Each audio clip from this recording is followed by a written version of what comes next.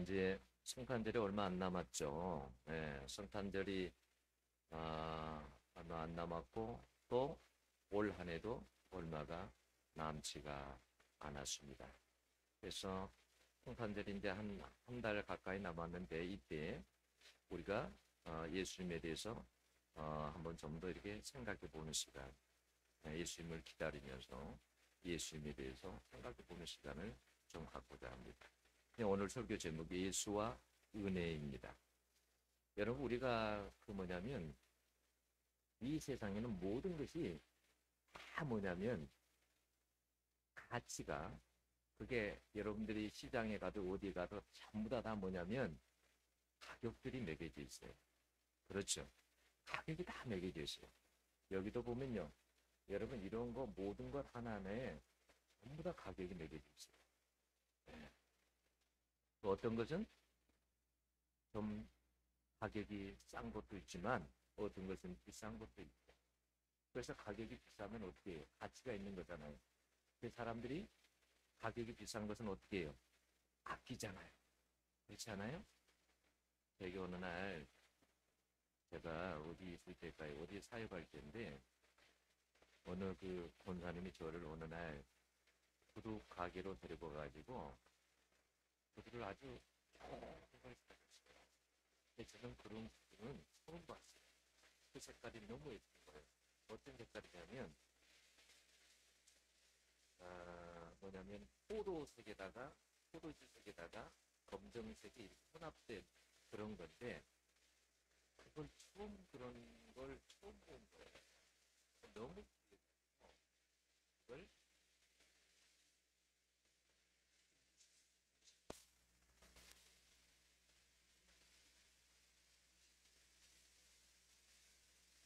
그걸 보관해 둔 거예요. 그런데 어느 날 시내를 나가가지고 트렁크에서 그걸 신으려고 그러는데 한쪽이 이상해요. 그래서 봤더니 공부가 다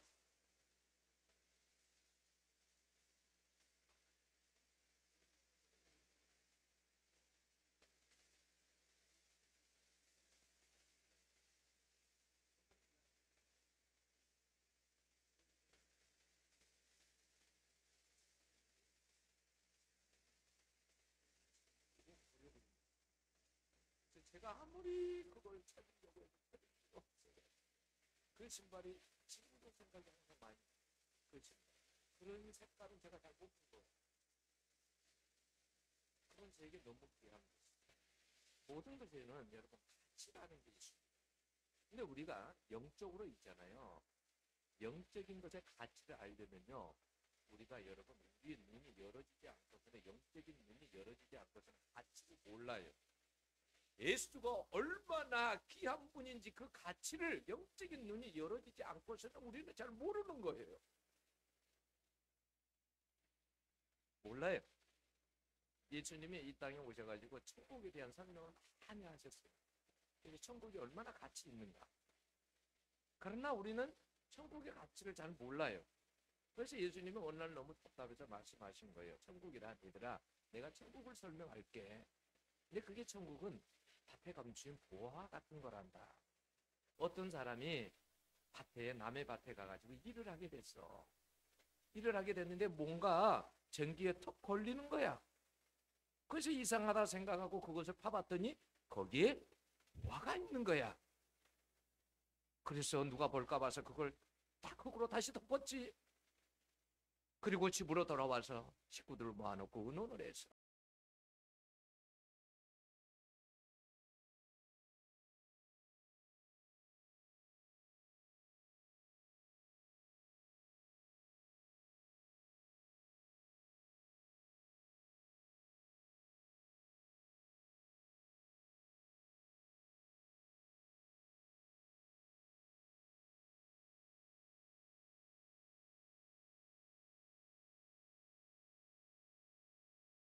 대해서 알면 이 세상의 어떤 것도 다 버릴 수 있다라는 거예요.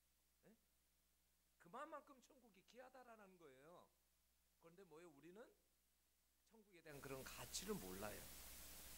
복음에 대한 가치를 모르고 우리는 예수 그리스도에 대한 그러한 가치를 잘 몰라요.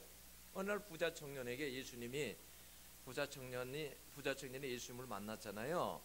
이 사람은 너무너무 부자예요. 소문난 부자란 말이에요. 예수님에게 다가왔습니다. 주여, 어떻게 하면 영생을 구원을 얻을 수 있겠습니까? 너가 너무 잘 알지 않느냐? 너가 유대인이니 너 계명을 다 지켰느냐? 예, 저는 어리석을부터 다 계명을 지켰습니다. 그래? 그러면 너 옆에 저 가난한 자가 있는데, 율법에는 저 가난한 자를 도와주라고 되어 있거든요. 가난한 자가 있는데 너 재산을 조금만 팔아서가 아니라 전 재산을 다 팔고 가난한 자에게 주고 나를 따르라 그랬어요. 내 부자가 근심이 되어서 돌아갔다 그랬어요. 무엇을 말하려고 하는 거예요? 그 사람은 영생에 대한 가치를 모르고 주님에 대한 가치를 모르는 거예요. 이 세상에 있는 나의 전 재산을 다 판다 할지라도 천국의 가치는 그거하고 비교할 수가 없다라는 거예요. 예수와 그것은 비교할 수 없다는 거예요. 이 세상에 어떤 여러분, 내가 아무리 귀한 직업을 가지고 있고 내가 많은 빌딩을 가지고 있고 내가 많은 것을 소유했다 할지라도 그것은 전혀 비교할 수가 없습니다. 비교할 수 없어요. 그것은 우리의 영적인 눈이 열어져야만 그 가치를 알 수 있어요. 은혜가 얼마나 귀한지를 여러분 알 수 있단 말이에요. 네? 우리는 은혜를 잘 몰라요. 항상 제가 늘 이야기하잖아요. 이 세상에 있는 수많은 저 식물들이 어떻게 사느냐라는 거예요. 생각해 보셨어요? 누군가가 여러분 먹여주고 입혀주는 사람이 있어야 될 거 아니에요. 어떻게 사냐고요? 아니 물이 필요한데, 때에 따라서 물이 필요한데 누가 그걸 다 여러분 물을 줘서 여러분 그걸 살게 하느냐고요. 마태복음 6장에서는 뭐라고 합니까? 주님이 내가 날아가는 새들도 내가 식물들도 다 먹이고 입히느니라 그렇게 말씀하잖아요. 우리는 예수님의 은혜를 정말 예수의 은혜를 많이 받고 사는데도 그 은혜를 잘 모르고 살아가요. 여러분 사도 바울은 여러분 그가 예수님의 큰 은혜를 받았잖아요. 박해자가 복음 증거자가 됐잖아요. 그래서 여러분 사도행전 20장 24절 보면 바울은 뭐라고 한지 아십니까? 나는 내가 받은 은혜의 그 복음을 증거하는 데에는 나의 생명을 조금도 내 생명조차도 조금도 귀하게 여기지 않는다. 내 생명을 버릴 각오가 돼 있다라는 거예요. 여러분 자카리아 보트로스라는 사람이 있습니다. 이 사람은 이슬람권에서 태어났죠. 근데 이 사람이 나중에 예수님을 만났습니다. 그래서 기독교로 전향을 했어요. 개종을 했단 말이에요. 이 사람 목에 현상금이 얼마가 걸려 있는지 알아요? 600억 원이 걸려 있습니다. 이 사람을 잡아오면 600억 원을 주는 거예요. 1억이 아니고 600억 원. 그러면 이 사람을 잡으려고 얼마나 해란이 돼 있겠습니까? 이 사람이 어떤 일을 한지 아세요? 한 손에는 성경을, 한 손을 코란을 들고 이슬람 사람들에게 방송을 통해서 두 개를 비교하면서 설명을 합니다. 어느 것이 진리인지 설명을 해요. 하루에 60만 명이 이슬람의 사람들이 60만 명이 접속을 합니다. 그래서 그의 방송을 들어요. 하루에 60만 명이.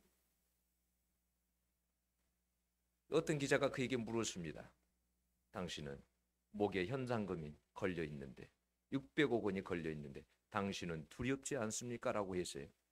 그때 이분이 뭐라고 하는지 아십니까? 나는 이미 죽은 사람입니다. 나는 이미 죽은 사람입니다. 저는 조금도 두렵지 않습니다. 그랬어요. 그는 은혜를 아는 거예요. 은혜의 가치가 얼마나 큰지를 알고 있는 거예요. 여러분 예수님은 이 땅에 오실 때부터요. 우리에게 은혜를 주시고자 우리를 구원을 주시고자 이름조차요. 예수라는 이름이 뭡니까? 저희 죄에서 구원할 자예요. 여러분 두 단어로 이야기하면 예수의 이름은 구원이라는 이름입니다. 구원이에요. 예수 이름이. 예수님은 구원을 위해서 이 땅에 오셨습니다. 요한복음 10장 10절에서는 그 구원을 좀 더 풀어서 설명을 합니다. 얘들아, 이 세상에서 말이야, 도적이 있지. 도적은 남의 집에 가면 무엇을 훔치고 사람을 죽이고 다 망하게 하지. 그 도적 같은, 그 영적으로 도적 같은 자가 사단이요 귀신이다. 귀신은 사람들 가운데 와가지고 망하게 하는 거다. 영적으로 멸망하게 하는 거다. 그러나 나는 그렇지 않다. 내가 온 것은 너희들에게 영원한 생명, 천국을 너희들에게 주고 내가 너희들의 삶을 풍성하기 위해서 내가 이 땅에 왔다. 주님은 이렇게 말씀을 하셨어요.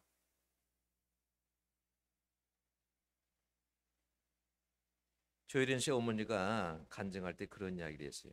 내가 77년 인생을 돌아보니 너무 허망하고 허탈하다. 우상만 섬기고 허송세월을 보내며 내가 살았다. 내가 얼마나 아들이 잘 되기를 바랬나. 딸을 6 낳았다가 아들 하나 낳았답니다. 그러니 그 아들이 얼마나 귀하겠어요. 그러니까 그 아들이 잘 되기만을 위해서 그렇게 빌고 기도했다라는 거예요. 근데 그 아들은 풀리지 않고 자기는 병으로 고생하고, 그래서 딸에게 그런 이야기 했습니다. 나는 병들고 아들은 풀리지도 않고 나는 다 헛수고했다. 딸을 6 낳다 보니까 옛날에는 딸 낳으면 아들 못 낳고 딸 낳으면 어떻게 해요? 구박당하잖아요. 그러니까 그냥 딸만 나니까 밭에 가서 일하라고, 산후조리도 못하고, 그래서 뭐냐면 허리가 다 망가진 거예요. 그래서 6번의 철심 박는 수술을 했답니다. 그리고 방광이 고장나서 평생 소변줄을 차게 되었고 휠체어를 차고 다녔어요.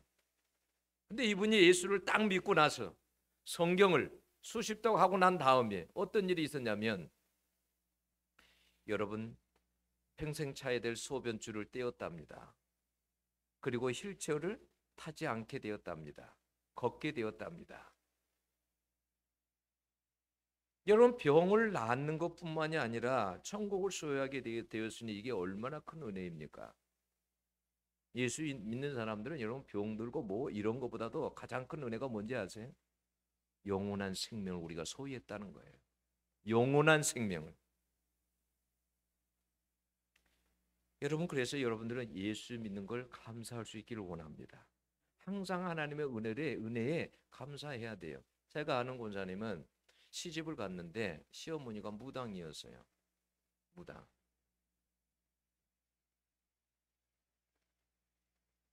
나중에 이제 이분이 예수를 믿게 돼가지고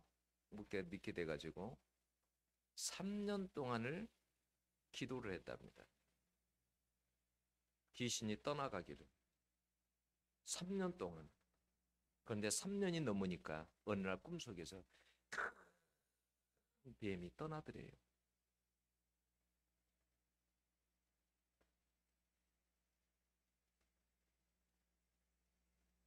여러분, 우리가 예수 믿게 된 건 여러분 그냥 된 게 아니라 하나님의 크신 은혜입니다. 이걸 정말 여러분 감사해야 돼요. 여러분, 우상을 섬기고 귀신을 섬기는 것은 영적으로 여러분 망하는 일이에요. 그래서 결국은 지옥이죠. 예수님은 여러분 지옥에 갈 수밖에 없는 인생들을 영원한 생명을 주어서 천국 갈 수 있게 하기 위해서 이 땅에 오신 거예요. 예수님은 오늘 해당에 들어가셨습니다. 그런데 해당에 들어가니까 옛날에는 두루마리잖아요, 책이. 그러니까 이사야가 적혀져 있는 두루마리를 딱 주는 거예요. 근데 예수님이 이사야 두루마리를 딱 펼쳤어요. 그게 이사야 61장 1절에서 2절에 있는 말씀이었어요. 보던 자에게 자유를, 눈먼 자에게 다시 보게 함을, 눌린 자를 자유케 하신다는 그런 은혜의 복음을 전했습니다. 그리고 그 자리에 모인 사람들에게 이 글이 오늘날 너희 귀에 응하였느니라 라고 했어요. 응하였다, 이 말은 이 헬라어로 이 플레로라는 이 말은 가득 차게 하다. 영어의 풀이라는 것은 흐르게 하다, 가득 차게 하다, 이런 언어의 뜻이 있어요. 근데 가득 차게 하다, 그러니까 뭐냐면 너희 가운데 오늘 이것이 이루어졌다라는 거예요. 성취가 되었다라는 거예요. 응? 여러분, 포로된 자들은 죄에 포로되고 사단에게 포로되어 살아가는 사람들을 말하는 것입니다. 여러분, 눈먼 자라는 것은 여러분 소경을 말하는 것이 아니라 영적인 소경들을 말하는 거예요. 눈을 뜨고도 예수를 보지 못하는 사람들, 눈을 뜨고도 진리를 보지 못하는 사람들을 이야기하는 것입니다. 그런 사람들을 눈먼 자라고 하는 거예요. 눌린 자는 뭡니까? 죄에 눌리고 사단에 눌려서 기쁨과 평화가 없는 사람들, 이런 사람들이 다 눌린 사람들입니다. 그 본문에 보면 33절에 보면 예수님이 회당에 들어가셨는데 회당에 더러운 귀신 들린 사람이 있었다 그러죠. 더러운 귀신. 여러분, 귀신은요 항상 있잖아요. 그러니까 사람이 귀신을 뭐냐면 부르는 거예요. 예? 더러운 것을 좋아하면 더러운 귀신이 들어와요. 예? 여러분, 영적으로 보면 더러운 것은 여러분 너무너무 많아요. 우상도 더러운 거예요. 여러분, 이 세상의 모든 음란한 것도 더러운 거예요. 다 악한 것도 더러운 것이고, 예? 다 더러운 거예요.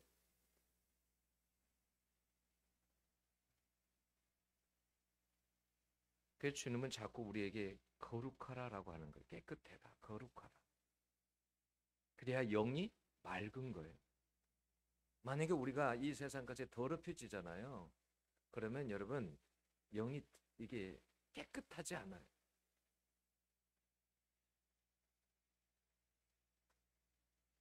귀신이 들렸다라고 이렇게 말하잖아요. 여러분, 이 사람이 어떻게 여기에서 벗어날 수 있습니까? 어떻게 이 사람에게 여러분 기쁨과 평화가 있을 수 있겠습니까? 어떻게 이 사람에게 여러분 자유가 있을 수 있겠습니까? 여러분, 귀신에 딱 붙잡히잖아요. 붙잡히면 어느 단계에 딱 가면 붙잡히면 있잖아요. 그때부터는 내 마음대로 안 돼요. 술 먹는 사람들 보면 술을 한두 잔 먹었을 때는 어떻게 해요? 내가 내 몸을 가눌 수가 있습니다. 그런데 술을 한 병을 먹고 두 병을 먹고 세 병을 먹으면 그때는 내가 내 몸을 못 가눕니다. 그거하고 똑같아요. 영적으로도. 사단에게 내가 완전히 붙잡히게 되면 그때는 사단에 의해서 마음대로 움직여집니다. 마음대로. 사단이 하라는 대로 하게 돼 있어요. 벌거벗으라고 하면 벌거벗고, 죽으라 그러면 죽게 되고, 뛰어내리라고 하면 뛰어내리게 돼 있고요. 다 그렇게 돼 있어요. 완전히 붙잡히면 그렇게 돼요. 근데 그런 사람에게 여러분 자유가 있겠습니까? 38절 보면 주님이 베드로의 장모 집에 가서 심한 열병을 치유했다 그러죠. 여러분, 열병. 여러분, 이런 병이 열병이 심한 열병이라고 그러니까요. 이런 열병에 여러분 눌려가지고 여러분 살아가는데 무슨 여러분 기쁨이 있겠습니까? 그런데 예수님께서 어떻게 해요? 고쳐주시죠. 여러분, 40절에 보면 온갖 병자들을 주님은 다 고쳐주십니다. 그래서 여러분, 이 세상에 포로되고 눌리고 눈먼 이 사람들, 이런 사람들을 위해서 예수님께서 자유를 주시기 위해서 오셨다라는 거예요. 만약에 우리가 어떤 것에 어려움을 당하면 누구에게 가야 합니까? 예수님께 나가야 돼요. 우리가 만약에 영적으로 눌리고 포로되고, 만약에 그러면 우리는 누구에게 나가야 되냐면 하나님께 나가야 됩니다. 그래야 자유함을 입을 수 있어요. 눌림에서 해방될 수 있습니다. 여러분, 귀신은 못 쫓아내요. 그러면 어떻게 쫓아내는지 아세요? 달래서 보내는 거예요. 달래서. 이렇게 잠시 좀 나가 주실래요? 잠시 좀 있다 오실래요? 제가 이렇게 잘해 드릴 테니까 조금만 있다고 오세요. 이렇게 부탁을 하는 거예요. 응? 귀신은 귀신을 쫓아내지 못해요. 주님이 하신 말씀이잖아요. 귀신은 귀신을 못 쫓아내요. 네. 예수만이 가능한 거예요. 네. 달래서 그냥 보내는 거지. 그들이 하는 거죠.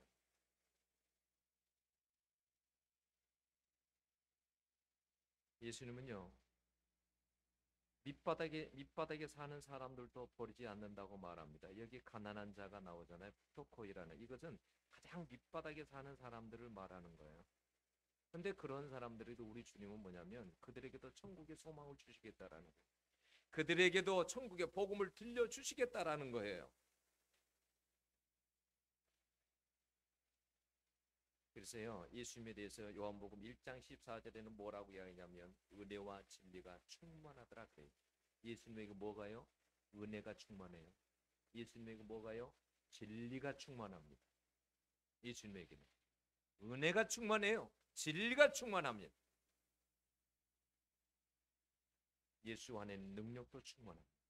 여러분 1절에 보면 그 4장 1절에 보면 성령의 능력으로 갈릴리에 들어가시니라고 했어요. 18절에 보면 주의 성령이 내게 임하셨으니라고 했어요. 능력이 충만했다는 말이에요. 근데 문제가 뭐예요? 22절에 사람들이 예수님을 어떻게 대접하냐면 이 사람은 요셉의 아들이 아닌가 그래요. 또 다른 성경 마가복음에 이 사람이 마리아의 아들 목수가 아니냐. 24절처럼 예수님은 환영받지 못했어요. 사람들이 은혜의 반응에 너무 인색했다라는 거죠. 이걸 요한복음 1장 5절에서는 뭐라고 말하냐면 빛이 사람들 가운데 빛이 돼 어둠 가운데 빛이 돼 알지 못하더라. 빛이 비추는데도 어둠 속에 있는 사람들이 그걸 깨닫지 못한다라는 거예요. 알지 못한다라는 거예요. 그래서 예수님의 그 은혜를 그러한 능력을 모르는 사람들 이런 사람들이 예수님을 죽이려고 배척하고 낭떠러지에 데려가서 죽이려고 했습니다. 예수님은 그들을 영적으로 살리고 돕고 자유케 해주려고 왔는데 오히려 그들은 죽이려고 했습니다. 여러분 그래서요 항상 뭐냐면 은혜를 받는 사람이 있고요 받지 못하는 사람이 있어요. 은혜를 받는 사람이 있고 받지 못하는 사람이 있어요. 복음에 어떻게 반응하냐에 따라서 여러분 달라지는 거예요. 예수님은 말씀합니다. 그래서 엘리야 때의 3년 6개월의 가뭄에 그 가뭄이 있었는데 그때 유대 땅에도 많은 과부들이 있었다라는 거예요. 그런데 그들이 하나님 앞에 나오지 않았다라는 거예요. 얼마나 과부가 어려움을 당하면 가난한 사람들이 힘이 듭니까? 그러면 내가 어려움을 당하면 어디로 가라고요? 하나님께로 가야 합니다. 네, 하나님께서 돕는 분이시니까 하나님께로 가야 되는 거예요. 그런데 그 어려운 3년 6개월 동안 가뭄이 들어서 어려운데 과부들이 하나님께 가지 않았다.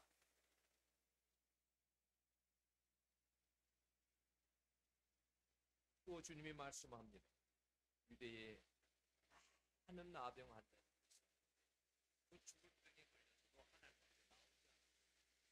오직 아람 사람, 수리아 사람 나만만이 나왔다고 주께서 말씀합니다. 일반 사람 오히려 하나님 믿는 사람들이 안 나왔다라는 거예요. 하나님께 안 믿는 이방인들이 하나님께 나왔다라는 거예요.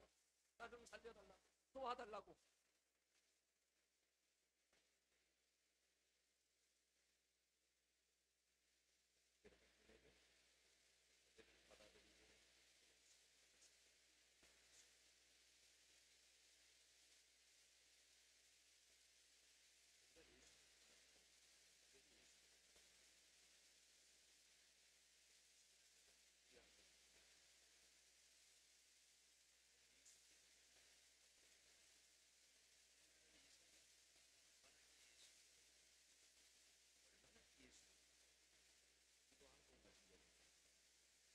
근데 이게 성경 중에 너무 흔해요. 집에 가도 성경책이 이게 너무 흔해요. 그러니까 피하지 않는 거예요. 만약에 이 성경책이 한 권만 있어도 교회가요 너무 많기 때문에요 사람들이요 교회를 피하게 된다.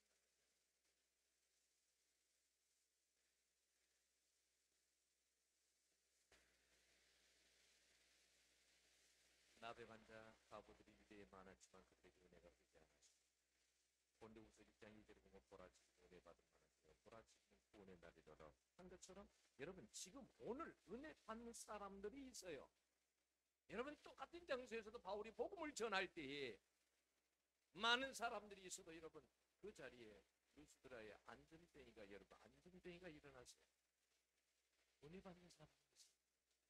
네. 똑같은 장소에 있어도 여러분 은혜를 받고 기적을 체험하는 사람들이 있습니다. 여러분 물이 흘러가는 곳이 있듯이 은혜도 여러분 흘러가는 곳이 있습니다. 잠언 8장 17절에 이렇게 말씀합니다. 나를 사랑하는 자들이 나의 사랑을 입으며 나를 간절히 찾는 자가 나를 만날 것이니라 이렇게 말합니다. 하나님을 정말 사랑하는 사람들이 하나님은 다 아세요. 누가 나를 사랑하는지, 누가 나를 얼마나 간절히 찾고 있는지를 하나님은 아세요.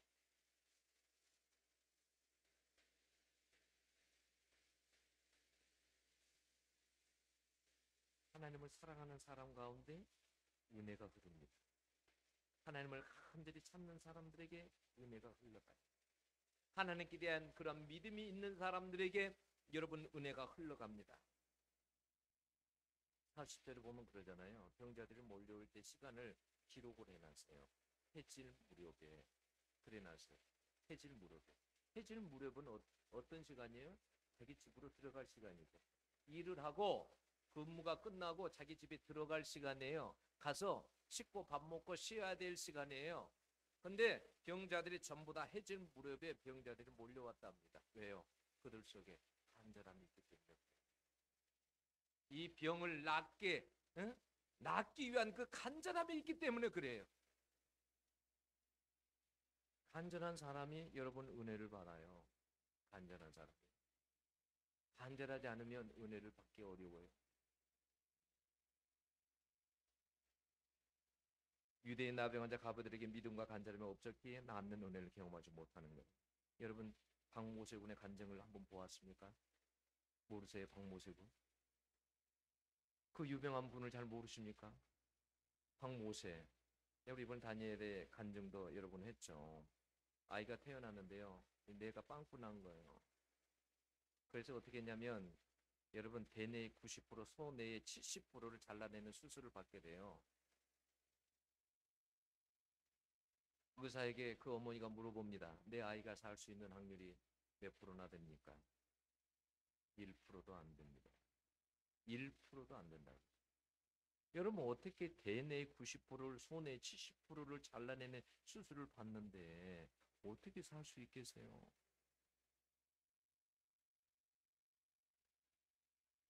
의학적으로는 전혀 여러분 희망이 없습니다.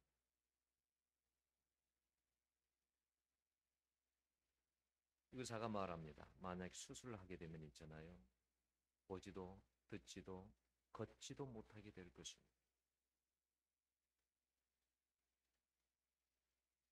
선생님, 그러면 하나님이 살려주시면 하나님이 하신 거네요. 보고 듣고 걸으면 내 아이가 살면 그건 하나님이 하신 일이네요. 그렇죠. 그럼 수술해 주세요. 그래서 수술을 해요. 아이가 수술이 끝났는데 인큐베이터에 있는데 아이가 호흡을 잘 못하고 몸을 막 그 경련을 일으키는 거예요. 그랬더니 의사가 다가와서 이렇게 이야기합니다. 이게 마지막입니다. 이게 마지막 모습입니다. 이렇게 말을 해요. 아이가 인큐베이터에서 막 호흡곤란을 하면서 마지막 죽어가는 그 순간 그걸 그 할머니가 그것을 보고요. 평상시 자기가 기도하는 산으로 막 뛰어갑니다. 헐레벽도 뛰어갑니다. 그리고 산에 거기 올라가세요. 그곳에서 몸을 뒹굴면서 누워서 내 손자를 살려달라. 손자를 안 살려주시면 나 이곳에서 안 내려갑니다. 손자를 살려주세요. 하고 그곳에서 막 뒹굽니다. 막 울부짖고 기도합니다. 하나님의 음성이 들립니다. 내가 너 손자를 살려줄 테니 너는 계속 기도해라. 내려가서 기도해라. 그래서 내려와서 목사님에게 강단에서 기도하니까 강단에서 기도하다가 쓰러지고 그러니까 목사님이 어느 날 여름날인데 휴가를 가려고 날짜를 받아놨는데 강단에서 기도하다가 쓰러진 모습을 보고 휴가를 반납하고 정교인들이 100일 기도를 시작을 합니다. 2번을 100일 기도를 해요. 그리고 그 할머니는 성전에서 나오지를 않아요. 그래서 조그만 방을 하나 주고 이곳에서 주무시고 기도하시라. 그렇게 기도를 하는 가운데 모세가 살아납니다. 그런데 이 아이가 여러분 지능이 얼마나 낮은지 몰라요. 이렇게 3살 정도밖에 안 돼요. 컸어도 20몇 살이 됐어도. 그런데 놀라운 건 뭐냐면 악보를 볼 수도 없어요. 못 봐요. 그런데 뭐냐면 한 번 들으면 안 잊어버려. 노래를 한 번 들으면 안 잊어. 다 기억을 해. 음도 기억하고. 평창 동계올림픽 때 애국가를 불러서요. 유엔에 가가지고요. 예? 여러분 노래를 부르고요. 전 세계적으로 다닙니다. 그 할머니가요. 요양원에 계시는데 그 박모세 군 어머니에게 그렇게 말을 합니다. 모세는 하나님을 붙들고 계신다. 언제 어디서든 하나님만 자랑하게 기도로 준비해라. 이렇게 말을 해요. 지금은요. 모세의 뇌가 60%가 채워졌답니다. 이건 의학적으로 설명이 안 되는 거예요. 60%가 뇌가 채워졌어요. 죽어야 되는데 여러분 죽지도 않고 놀랍지 않습니까? 하나님을 의지하는 자들에게는 여러분 하나님의 은혜가 흘러갑니다. 은혜가 흘러가요.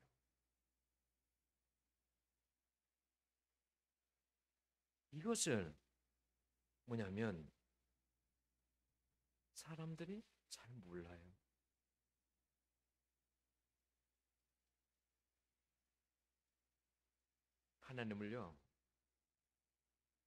하나님을 믿고 신뢰하고요. 하나님을 간절히 참는 사람들에게는요. 하나님의 반드시 만나게 해주십니다. 여러분 은혜가 반드시 흘러갑니다. 흘러가요. 그리고 은혜 받으려면요. 여러분 은혜 받는 자리도 중요한 거예요. 은혜 받는 자리. 여러분 하나님 앞에 나와서 예배드리다가 은혜 받습니다. 아멘. 여러분 기도원에서 기도하다가 은혜 받습니다. 기도 자리에서, 예배 자리에서. 여러분 한번 생각해 보세요. 사도행전 3장에 안전뱅이가 나오잖아요. 안전뱅이가 성전에 여러분 미문 앞에 앉았다 그러죠. 그것에서 구걸했다고 합니다. 그곳에 성전에 수많은 드나드는 사람들이 여러분 동조를 주고 그랬잖아요. 그는 여러분 돈 벌 생각만 있었을 겁니다. 그죠? 성전 미문에 성전은 그 자리에 앉았더니요. 그가요 기적으로 일어나는 일이 있었습니다. 여러분 나병 환자들이 예수님이 지나간다는 소리를 듣고요. 그 길목에 앉아서요.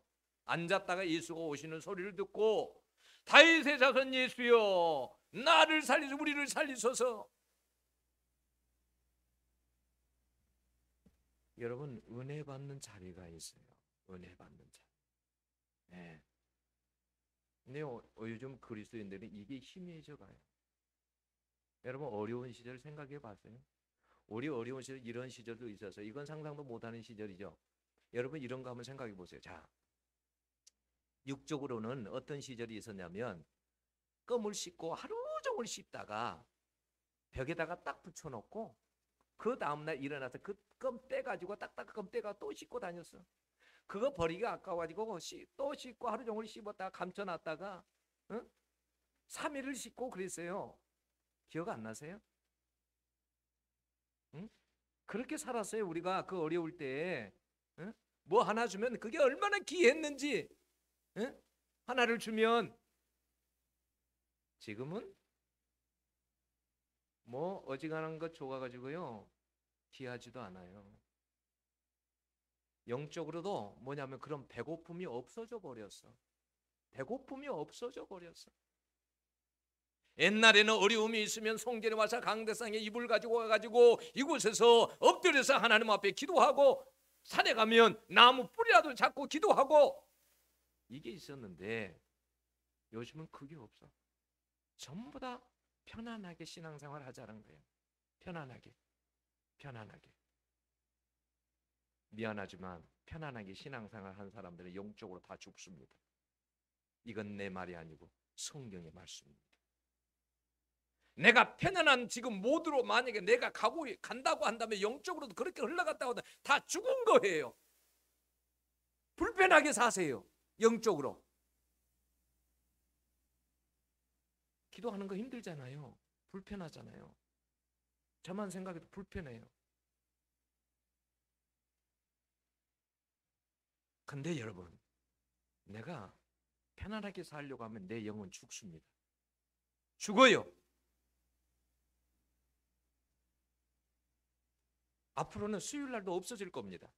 주일 예배 다 없어질 겁니다. 없어져요. 왜? 사람들이 안 나오는데. 왜 수요 예배가 필요합니까? 왜 금요 예배가 필요합니까? 이제 합쳐집니다. 수요일 금요일 합쳐지고 합쳐지다가 또 안 나오니까 없어집니다. 그래서 겨우 주일날만 낮 예배만 드리게 될 것입니다. 낮 예배만 드리게 되다 보면 교회 문을 닫을 때가 바로 올 것입니다. 그런데도 편안하게 신앙생활 하시겠습니까?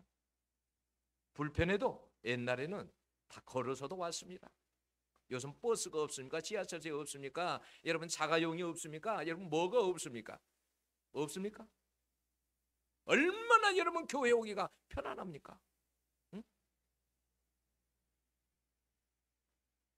이대로 여러분 가면 한국 교회는 다 죽게 되어 있습니다. 여러분이 다 죽어요. 여러분 살려면 어떻게 해야 돼요? 거슬러 올라가야 돼요. 거슬러 올라가야 돼요.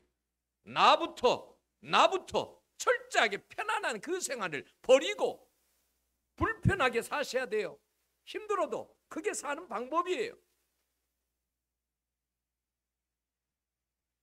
여러분 예수님의 은혜를 알면 우리가 그렇게 살 수가 없어요. 응? 바울은 자기의 생명도 조금 더 귀한 것을 여기지 않는다고 그랬잖아요. 생명조차도 버린다고 하잖아요. 예수님의 은혜를 귀하게 여기는 사람들에게 그 은혜가 흐른단 말이에요. 예수님에게 아무리 능력이 많아도, 예수님에게 아무리 은혜가 많아도, 진리가 충만해도 그걸 받을 사람들이 그런 게 안 되면 흐르지 않는 거예요. 왜 우리가 영적으로 메마른 거예요? 그런 주님의 은혜가 우리에게 흐르지 않기 때문에요. 그것은 우리 자신들이 영적으로 죽어 있기 때문에 흐르지 않는 거예요. 예수님의 은혜는 받을 자에게 흐르는 거예요. 그 은혜가. 여러분 하나님 앞에 깨어있기를 원합니다. 깨어있기를 축원합니다. 기도하겠습니다. 하나님 아버지,